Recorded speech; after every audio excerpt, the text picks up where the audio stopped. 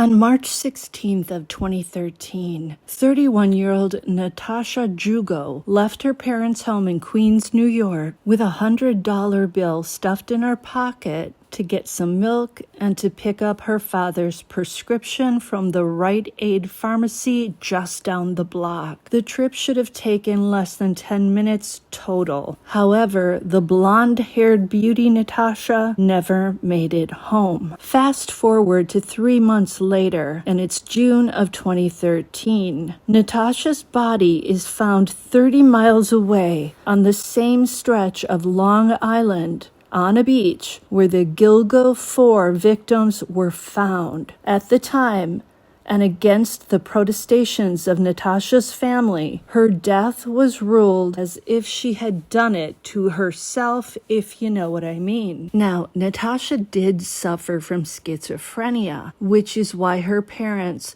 reported her missing on the same day that she failed to come home. According to Rite Aid employees who knew Natasha well, she never made it inside to the store, and she never picked up her father's prescription. The morning after Natasha went missing, a resident of West Jugo Beach came forward to say that they'd found Natasha's wallet and her driver's license more than 30 miles from the home she shared with her parents in Bayside, Queens. Now, those items were found on the shore near Toby Beach, which is on the south side of Ocean Parkway, and Toby Beach is just 6 minutes away by car from Jugo Beach, where the Jugo Beach 4 victims were found. And of course, architect Rex Heuermann has been charged with the deaths of 7 women so far: Melissa Bartholomew,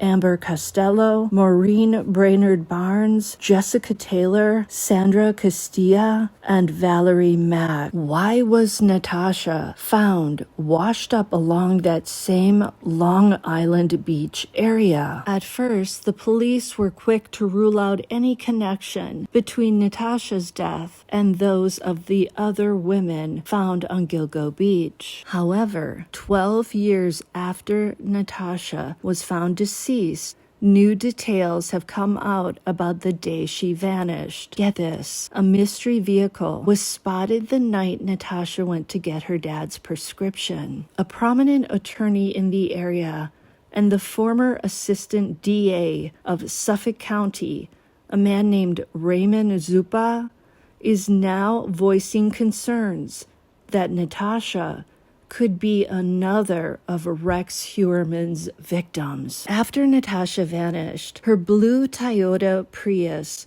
was found abandoned on the shoulder of Ocean Parkway. Eerily, there were also footprints in the sand, supposedly leading from the car to the sea. A robe and other clothing that appeared to match what Natasha was last seen wearing were found close to the water, and the $100 bill was still stuffed in a pocket. Those details are why Natasha's death was initially considered a possible self-unaliving. When her body was found in 2013, it was just 2 years after the Jugo Beach 4 victims were found. So that was well before Rex Heuermann was ever on anybody's radar. It wasn't until the summer of 2023 that Rex Heuermann was finally caught, arrested, and charged. Natasha's disappearance on March 16th of 2013 remained a mystery until 3 months later in June of 2013. That's when 3 friends walking on Jugo Beach noticed something floating in the water. It was Natasha. She was found around a mile from where her car and her personal items had been located. An autopsy showed no signs of trauma or injury, but Raymond Zuppa has never believed that Natasha did this to herself. The location where she was found was just way too close to Heuermann's alleged dumping ground along Jugo Beach. Zupa wrote a petition in February of 2025 and filed it in the Manhattan Supreme Court seeking access to the case records. Zupa says Natasha's personal belongings were found close to the remains of victim Karen Vergata. Now, Rex Heuermann spent most of his life in Massapequa Park, Long Island. In fact, he was living in the same home that he grew up in, and he was incredibly familiar with Ocean Parkway. He knew all the ins and outs. Here's another reason Raymond Zupa believes Heuermann could be behind Natasha's death. It doesn't make sense that she would have driven 30 miles away from her home in Queens to Jugo Beach in order to unalive herself. That drive would have required a lot of deliberate actions and intentions. It's not an accident, according to Zupa, that Natasha ended up where she was found in the water. A lot of people who live in Queens, according to Raymond Zupa, don't even know Jugo Beach exists. So how did Natasha end up in the water there, so far from home? And also note that no note was found with Natasha's belongings. There was nothing to explain if she had unalived herself, why she did it. And Raymond Zupa is also questioning what the original detectives really saw. He said it would have been impossible to find footprints in the sand from the car to the beach because where Natasha's car was found is an area that is very thick with brush and bramble. So Zupa questions those original detectives.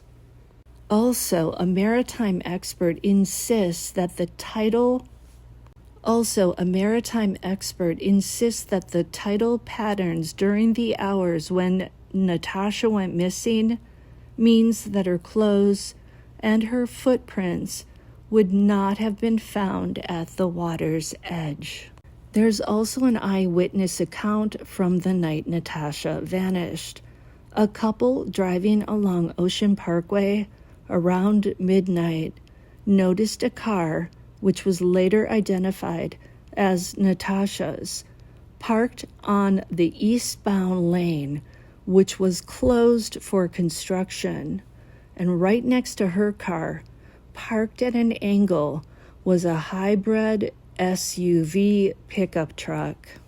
We know that Rex Heuermann was linked to the Jugo 4 victims thanks to a friend of Amber Costello who watched her walk off to meet up with a client driving a green Chevy Avalanche in September of 2010. Raymond Zupa also pointed out that Amber Costello left her cell phone at home. A friend of Natasha said that Natasha would never leave her cell phone home, and yet when Natasha went to pick up the prescription, she left her cell phone at her parents' house. Raymond Zupa feels that Natasha may have been held for a period of time. Now, I'm hoping law enforcement will look into this to see if Rex Heuermann was in town when Natasha vanished and if his wife, Asa Ellerup, and his 2 kids were away on vacation, because we know that many of Heuermann's alleged victims disappeared during dates when his wife and kids were away from home. Zupa has written that seen photos of Natasha's body revealed that a rope was tied around her. So the question is, could Natasha have crossed paths with Rex Heuermann during what was supposed to be a short trip to the Rite Aid Pharmacy? Or did Natasha engage in the type of work that the Gilgo Beach 4 victims were doing at the time of their disappearances. Her family does not seem to know about any of that. So for the moment, it remains a mystery, but a lot of experts believe that Rex Heuermann likely has many more victims out there. We don't know how prolific he was while he was out there, free to commit these horrific crimes, allegedly. Natasha was certainly beautiful. She looks like she was petite. I don't have any information about her height. We know that the other victims were all quite short. They did not weigh a lot. I'm convinced there are going to be more victims, so I wouldn't be surprised if Natasha unfortunately crossed paths with this hulking man. That's all for today. Let me know what you think in the comments. Please like, share, and subscribe. And I am your host, T, and you are listening to Bed Crime Stories Podcast. Love you guys.